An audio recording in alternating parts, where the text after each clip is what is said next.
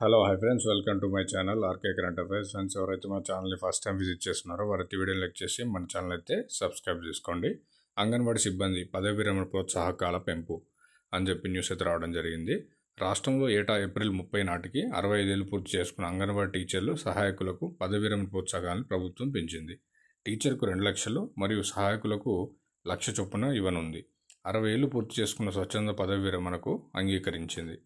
So అంతకుముందు ఇది 1 లక్ష రూపాయలు టీచర్స్కి, సహాయకులకు 50,000గా ఉండేది. దీన్ని ఇప్పుడు టీచర్స్కి 2 లక్షలు మరియు సహాయకులకు 1 లక్ష రూపాయలు అనేది పెంచడం జరిగింది.